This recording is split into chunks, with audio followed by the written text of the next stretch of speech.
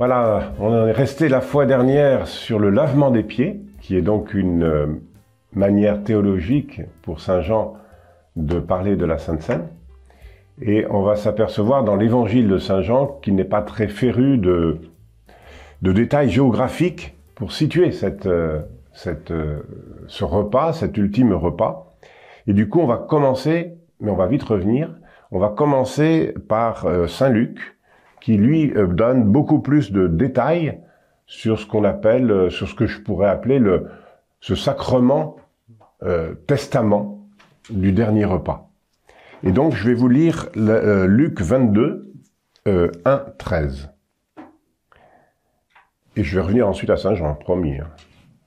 La fête des pains sans levain, qu'on appelle la Pâque, approchait, vous voyez, c'est le repas de Jésus. Les grands prêtres et les scribes cherchaient par quel moyen supprimer Jésus, car ils avaient peur du peuple. Satan entra en Judas, appelé Iscariote, qui était au nombre des 12. Il partit s'entretenir avec les grands prêtres et les chefs des gardes pour voir comment leur livrer Jésus. Ceux-ci se réjouirent et ils décidèrent de lui donner de l'argent. Judas fut d'accord et il cherchait une occasion favorable pour le leur livrer à l'écart de la foule. Arriva le jour des pains sans levain, où il fallait immoler l'agneau pascal. Jésus envoya Pierre et Jean en leur disant « Allez faire les préparatifs pour que nous mangions la Pâque. » Ils lui dirent « Où veux-tu que nous fassions les préparatifs ?» Jésus leur répondit « Voici, quand vous entrerez en ville, un homme portant une cruche d'eau viendra à votre rencontre. Suivez-le dans la maison où il pénétrera, et vous direz là au propriétaire, le maître te fait dire où est la salle où je pourrais manger la Pâque avec mes disciples. Cet homme vous indiquera à l'étage une grande pièce aménagée, faites-y les préparatifs. Ils partirent donc et trouvèrent tout comme Jésus leur avait dit, et ils préparèrent la Pâque. Voilà. Au verset 7, arriva le jour des pains sans levain, la fête des Azimes. On est probablement mercredi, ce qu'il se passe, c'est que les grands prêtres et les scribes cherchent par quel moyen supprimer Jésus. La fête de Pâques est tout proche, et voici qu'une occasion se présente pour que les scribes que ce soit exactement les grands prêtres et les scribes, aient une occasion pour livrer, pour avoir Jésus, pour livrer Jésus. En fait, quand les hommes fomentent le mal, le diable n'est pas loin, et Satan va trouver sa place. Et du coup, on va mettre en lien la personne de Judas et le mal qu'est Satan. Satan vient occuper, en fait, le vide spirituel qui est en Judas, et il va le combler à sa manière. Luc ne nous dit pas pourquoi Judas est le traître, mais on sait que depuis les tentations de Jésus au désert, Satan rôde pour trouver une occasion pour faire tomber Jésus. Et c'est l'argent, 30 deniers, qui va être l'appât du gain, qui va faire acquiescer Judas au projet satanique. Verset 7, arriva le jour des pains sans levain, où il fallait immoler l'agneau pascal. Donc jeudi. C'est jeudi, et jeudi, c'est le jour où on immole l'agneau pascal. Donc le jeudi saint est bien le jour de l'immolation, et notre Eucharistie est bien l'actualisation de cette immolation. C'est une oblation, ce n'est pas un suicide de la part de Jésus, une oblation, comme on le dit dans la nouvelle traduction des textes de la liturgie, de l'Eucharistie, qui est une oblation par laquelle Jésus se donne complètement aux hommes et complètement à son Père, dans la communion de son Père. Mais sans la croix et sans la résurrection, cette oblation ne serait qu'une mémoire historique, symbolique mais pas sacramentelle ni salvatrice. Donc, nous retrouvons ici un lien indéfectible entre le jeudi saint, vendredi saint et dimanche de Pâques. Au verset 8, Jésus va prendre les devants, il envoie Pierre et Jean en leur disant « Allez faire les préparatifs ».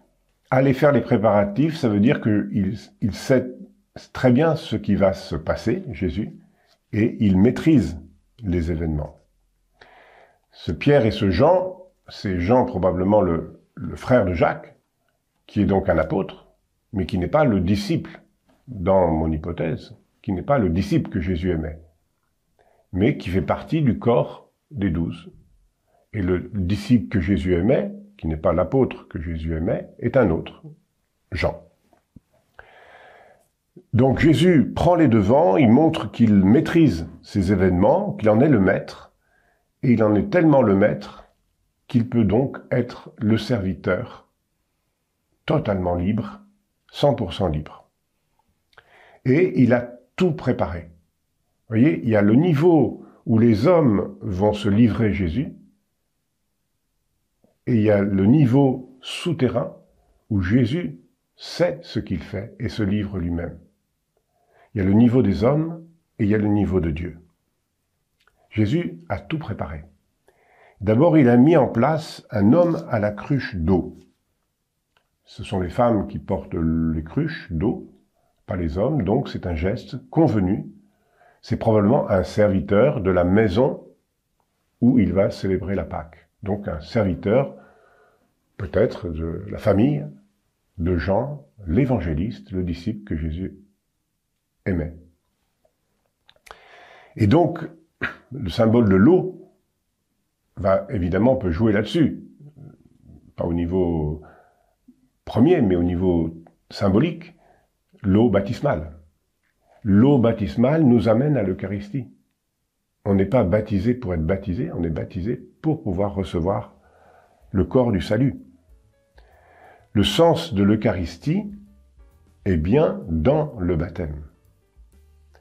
Et en introduisant ici une cruche d'eau, on introduit aussi le thème baptismal, donc, comme si on voulait dire, comme si Saint Jean voulait dire, que le sacrifice pascal est aussi un baptême pour lui.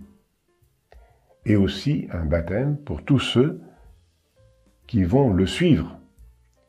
D'ailleurs, Jésus, dans une allusion, à un moment, dit « Il me tarde d'être baptisé d'un baptême de feu ». Cet homme anonyme est donc probablement un serviteur du disciple que Jésus aimait, qui doit être un médiateur pour amener Jésus et ses disciples à célébrer la Pâque dans un endroit sécurisé, alors que le Sanhédrin le cherche.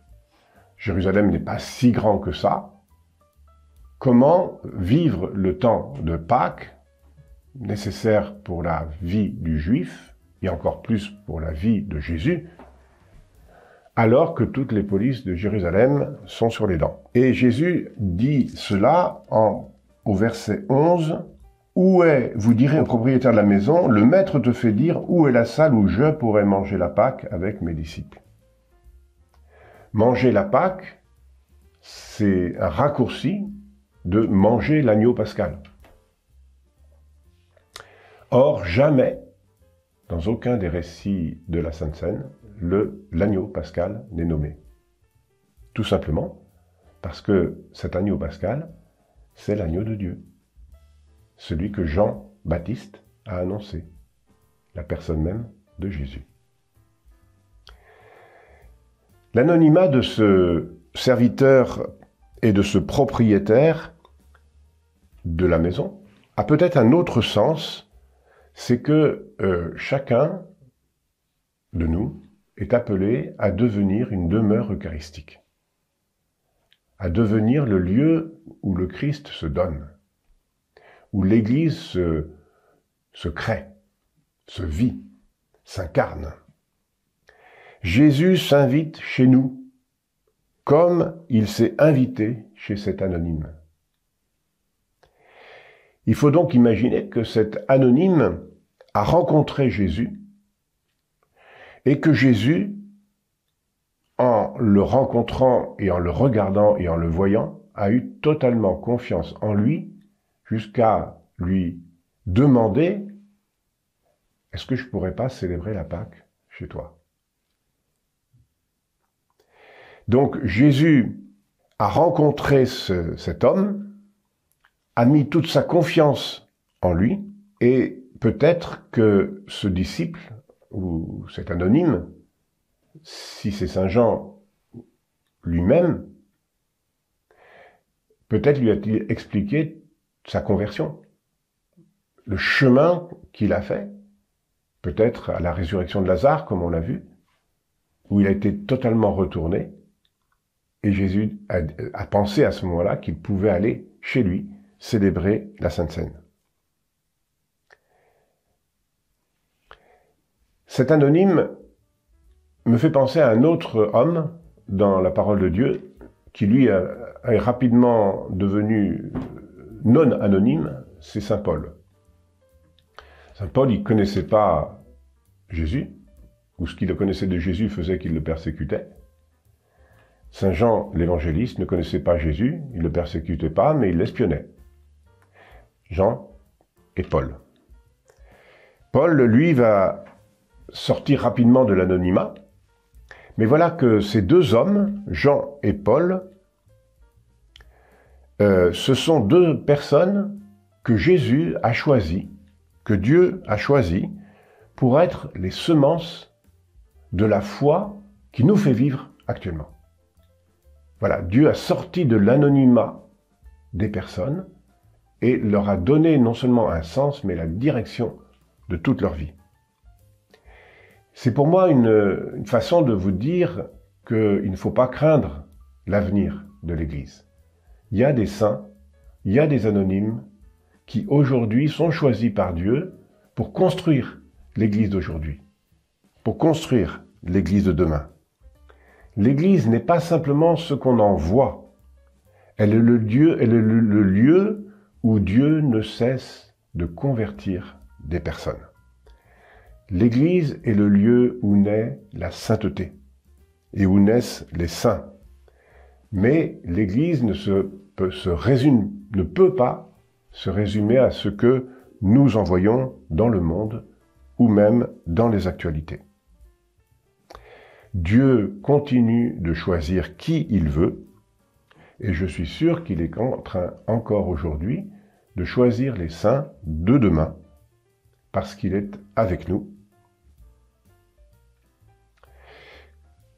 Quand dans un autre évangile, qui est celui de saint Matthieu, l'évangéliste va parler de l'homme à la cruche d'eau, eh bien, il va dire « allez chez un tel ». Ce n'est pas dit chez Saint Jean, mais dans Saint Matthieu, c'est « aller chez un tel ». Un tel, c'est anonyme, on ne sait pas qui c'est, choisi par Jésus pour se protéger. Et donc, il y a à la Sainte Seine, cet homme, et peut-être ce serviteur qui a la cruche d'eau, et puis celui qui est le propriétaire de cette maison, il y a des hommes qui ne sont pas apôtres, qui sont là à la Sainte Seine. Marie ne peut pas ne pas être à la Sainte Seine. Les disciples d'Emmaüs étaient à la Sainte Seine. Il ne faut pas avoir peur de penser qu'il y avait plus que les 12. Il y a donc des hommes, et peut-être même on pourrait penser qu'il y a c'est une hypothèse, les 70 disciples qui sont envoyés en mission par Jésus. Puisqu'au moment de la Pentecôte, plus tard, on va apprendre qu'ils sont 120 et qui tiennent tous dans la pièce. Donc c'est une grande pièce. Et donc il y avait d'autres personnes, et donc il nous faut distinguer et imaginer que oui, il y a eu un discours apostolique et un geste eucharistique qui était pour les 12. Mais que autour de cette table où il y avait Jésus et les 12, il y avait probablement autour aussi d'autres tables, une table avec les femmes, une table avec les disciples, j'imagine.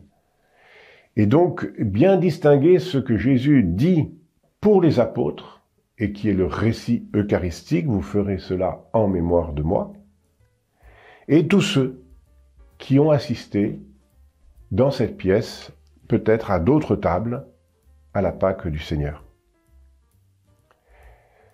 Mais ce « vous ferez cela en mémoire de moi » est bien réservé et s'adresse bien aux 12.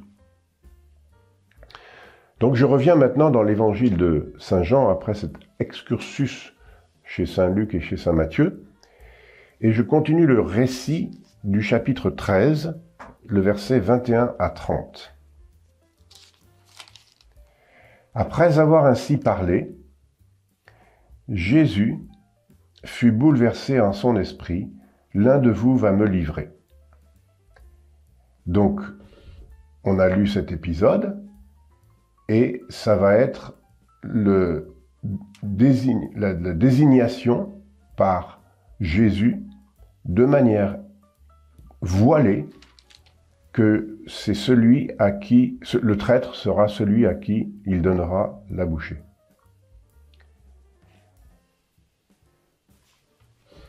Au dernier repas, donc, comme on l'a vu la fois dernière, Jean et Judas ont préséance sur Pierre. Judas, pourquoi est-il à la droite ou à la gauche de Jésus? Parce qu'il a les cordons de la bourse et que Jésus peut lui donner une consigne, un ordre, une demande et il sort. Mais peut-être aussi, on a le droit de le penser, parce que Jésus veut honorer Judas jusqu'au bout. Et il met Jean, le disciple que Jésus aimait, de l'autre côté, parce que Jésus, c'est lui qui a fait le plan de table. Et en disposant ainsi la table, il veut aussi développer une pédagogie à l'égard de Pierre, comme s'il voulait indirectement dire à Pierre, si tu veux vraiment me suivre jusqu'au bout, il faut que tu apprennes, comme Saint Jean, comme le disciple que Jésus aimait, à reposer sur ma poitrine. Et donc, Pierre a comme autour de lui l'image de la sainteté et l'image de la trahison. De Judas, qui va trahir, Pierre prendra la lâcheté. Mais une lâcheté, la trahison de Pierre, une lâcheté qu'il va reconnaître et qui va le sauver. Non, une lâcheté qu'il va reconnaître, mais qui sera sauvée par sa foi et par le pardon que Jésus ressuscité lui donnera. Ce qui n'est pas le cas de Judas, qui va se suicider. Et donc, Pierre va détourner l'aspect idolâtrique de sa fonction et de ce qu'il va devenir en acceptant de confesser la part de Judas qu'il y a en lui et qui sera mise à jour dans le dialogue du même tu à la fin de l'Évangile. Et l'autre personnage qui est comme une figure pour Pierre, c'est Jean, le disciple que Jésus aimait. Mais alors lui, c'est le contraire, c'est l'icône. C'est plus l'idole, c'est l'icône. Et de Jean, il va prendre l'intériorité. Il va prendre le meilleur de Jean pour lui permettre de lutter contre les flots déchaînés de l'histoire de l'Église. C'est comme ça que je vous propose de relire les 5 scènes qui suivent. Et aujourd'hui, je vais en faire 2, et la fois prochaine, les 3 autres. C'est comme cela que je vous invite à lire ces scènes que je vais vous donner, où interviennent à la fois Pierre et Jean. Première scène, l'arrestation de Jésus. Deuxième scène, le palais d'Anne et de Caïphe. Troisième scène, au pied de la croix. La quatrième, c'est le petit matin de Pâques, la course au tombeau avec Pierre et Jean. Et enfin, le même tu du chapitre 21. Dans ces 5 scènes, on retrouve Jean et Pierre, Pierre et Jean. Je lis tout de suite le chapitre 18 de Saint Jean, au moins le début, versets 1 à 16, pour regarder avec vous l'épisode de l'arrestation de Jésus. Et vous êtes attentifs à la place de Jean et de Pierre. Ayant ainsi parlé, Jésus sortit avec ses disciples et traversa le torrent du Cédron. Il y avait là un jardin dans lequel il entra avec ses disciples. Judas, qui le livrait, connaissait l'endroit, lui aussi, car Jésus et ses disciples s'y étaient souvent réunis. Judas, avec un détachement de soldats ainsi que des gardes, envoyés par les grands prêtres et les pharisiens, arrive à cet endroit. Ils avaient des lanternes, des torches et des armes. Jésus, sachant tout ce qui allait lui arriver, s'avança et leur dit « Qui cherchez-vous » ?« Jésus le Nazaréen. »« C'est moi, je le suis. » Judas, qui le livrait, se tenait avec eux. Quand Jésus leur répondit « C'est moi, je le suis », ils reculèrent et ils tombèrent à terre. Il leur demanda de nouveau « Qui cherchez-vous » Ils dirent « Jésus, le Nazaréen. » Jésus répondit « Je vous l'ai dit, c'est moi. Je le suis. Si c'est bien moi que vous cherchez, cela laissez-les partir. » Ainsi s'accomplissait la parole qu'il avait dite « Je n'ai perdu aucun de ceux que tu m'as donnés. » Or, Simon-Pierre avait une épée. Il la tira, frappa le serviteur du grand prêtre et lui coupa l'oreille droite. Le nom de ce serviteur était Malchus. Jésus dit à Pierre « Remets ton épée au fourreau. La coupe que m'a donnée le Père, vais-je refuser de la boire ?» Alors la troupe, le commandant et les gardes juifs se saisirent de Jésus et le ligotèrent. Ils l'emmenèrent d'abord chez Anne, beau-père de Caïphe, qui était le grand prêtre à cette année-là. Caïphe était celui qui avait donné aux Juifs ce conseil « Il vaut mieux qu'un seul homme meure pour le peuple. » Or, Simon, Pierre, ainsi qu'un autre disciple, suivaient Jésus. Comme ce disciple était connu du grand prêtre, il entra avec Jésus dans le palais du grand prêtre. Pierre se tenait près de la porte dehors. Alors l'autre disciple, celui qui était connu du grand prêtre, sortit, dit un mot à la servante qui gardait la porte et fit entrer Pierre. Voilà, une scène où Judas commence par conduire dans la nuit ceux qui viennent arrêter Jésus. Quand Judas est sorti, il faisait nuit, et il continue son travail dans la nuit, obligé de s'éclairer de torches et de lampes. Judas prend la tête du peuple qui produit sa propre lumière, les torches. Il s'éclaire ainsi de lampes parce qu'il ne voit pas que Jésus est la lumière. Je suis la lumière du monde. Et quand il le trouve, il cherche Jésus, le Nazaréen, c'est-à-dire l'homme. Et l'homme, Jésus, le Nazaréen, répond « Je suis ego eimi. Je suis le Seigneur. Je suis la lumière du monde. » Dans ce jardin, qui rappelle un autre jardin, Dieu, je suis, et Judas ont rendez-vous. Comme Adam a eu rendez-vous avec le serpent. À l'autre bout de l'histoire de l'humanité. Mais là, l'Adam qui est ici, et qui est le nouvel Adam, Jésus, il est là pour affronter le mal et il est libre. Ce que ne sera plus, n'est plus Adam, le premier homme, qui a choisi son camp. Jésus, lui, il a toutes les armes pour affronter le mal et en être vainqueur. Il est totalement obéissant à son Père et il est totalement obéissant aux événements par lesquels il est livré. Sa force à Jésus, je suis, sa force et sa liberté sont dans ce double amour inconditionnel. Et la cohorte des Juifs du Temple arrête Jésus. ils arrêtent Jésus, ils l'arrêtent seul, car Jésus va laisser partir ses apôtres. Verset 9. Et aucun d'entre eux ne pourra être catalogué de traître ou de fuyard, de lâche, parce que Jésus a dit « laissez-les partir », il les a laissés partir. Ils ne font qu'obéir à Jésus en partant. Et tous partent, sauf un, Pierre, qui ne va pas partir, c'est-à-dire qui ne va pas obéir, et qui va trahir, c'est-à-dire qui va désobéir.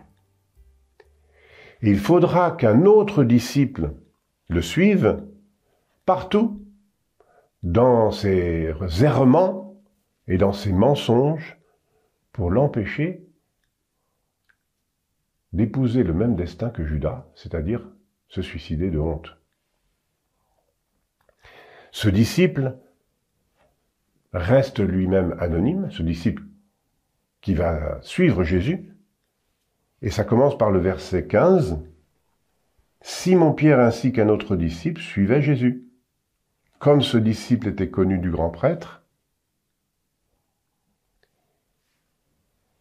et plus tard, ça c'est le verset 15, et au verset 16, l'autre disciple, celui qui était connu du grand prêtre, 2 fois la même affirmation, c'est comme si Saint Jean voulait ici nous donner une identité plus précise de ce disciple.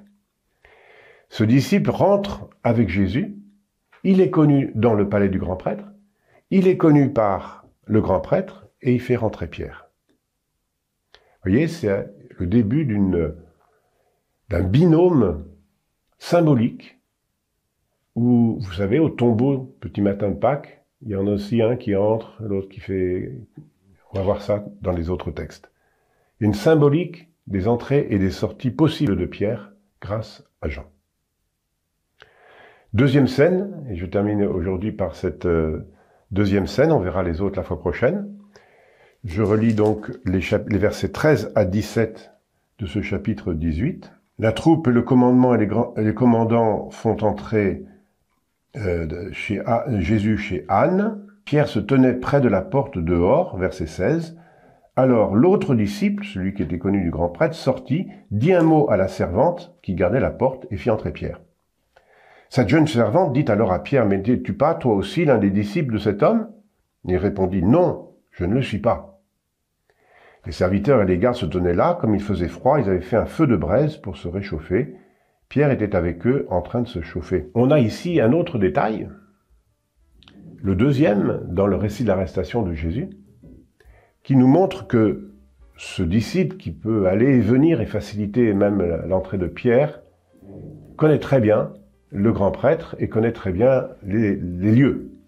Ce premier détail, c'était qu'il nous avait donné le nom de Malchus quand Jésus avait coupé l'oreille d'un des gardes.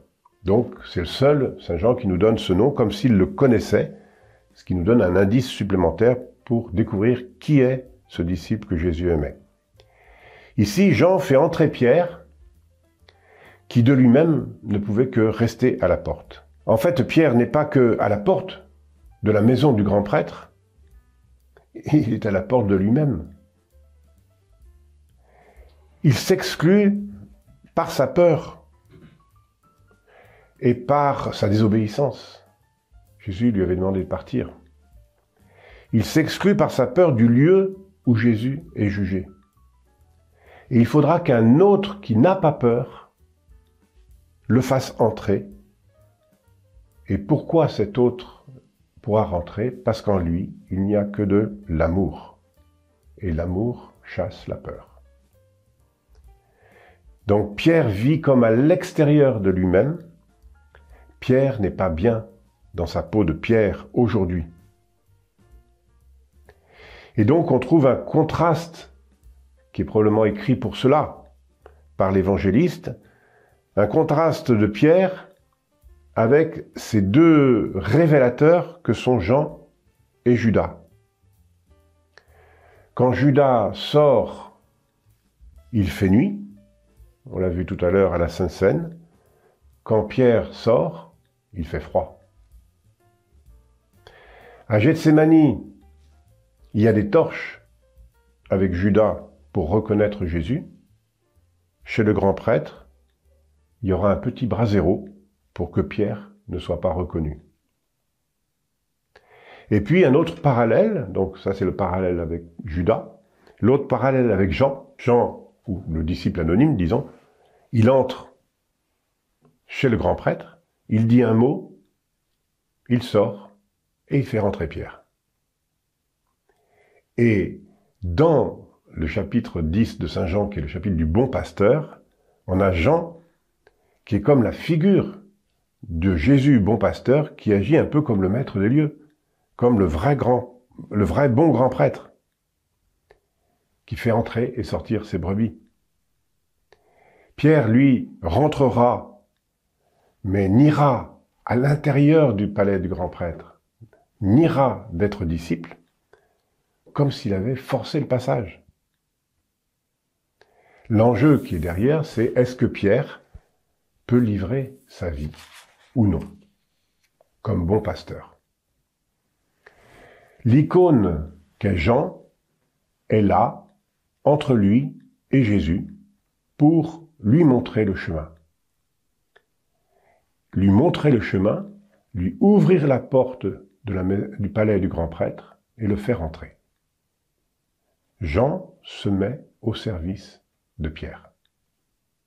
Comme plus tard, il s'effacera devant le tombeau vide pour laisser entrer Pierre. Pierre, par lui-même, ne peut pas y arriver. Être bon pasteur, être pasteur, n'est pas dans ses forces humaines solitaires. Le disciple que Jésus aimait va oser même écrire dans son évangile cette histoire de trahison comme réponse aux questions des hommes et des femmes autour de ce brasero. Je n'en suis pas, je ne le suis pas, qui est le contraire de je suis. Le contraire exact de la révélation de qui est Jésus. En fait, ça nous apprend qu'on ne peut vraiment être témoin du Christ que dans le pardon du Christ. Ainsi, Jean est comme l'icône de ce que Pierre doit devenir. Il devra entrer aussi dans la mort, au moins la mort à ses idées, la mort à ses initiatives, la mort à ses pensées, la mort à ses petites forces qui ne sont pas celles de Dieu. Et il ne peut pas le faire encore parce qu'il a peur de mourir. C'est pourquoi Jésus, à la toute fin, comme on le lira dans quelque temps, lui dira, à toute fin de l'évangile de Jean, lui dira « Maintenant, suis-moi ». Après le triple m'aimes-tu. Et là, il suivra. D'abord parce qu'il ne sera plus simplement un volontaire plein de bonne volonté, mais parce qu'il sera un envoyé et qu'il sera devenu obéissant. Le ressuscité va enlever à Pierre la peur de la mort. Voilà, nous en restons là pour aujourd'hui.